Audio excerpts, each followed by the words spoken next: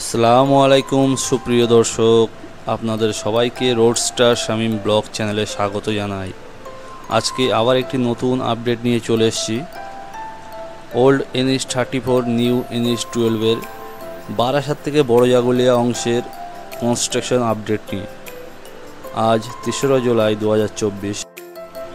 আপনারা দেখতেই পাচ্ছেন সন্তোষপুর মোড়ের পর থেকেই রাস্তার বাঁদিকে সাইড ক্লিনিংয়ের কাজ শুরু হয়েছে।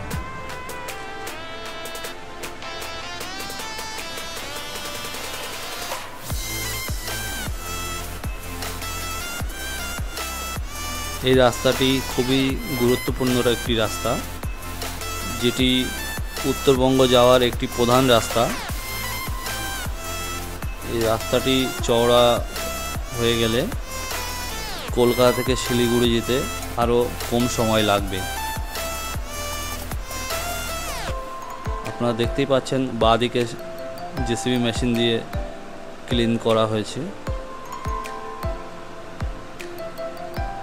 কিছু কিছু জায়গায় দেখতে পাচ্ছেন ডান দিকটাও একই কাজ করা হয়েছে।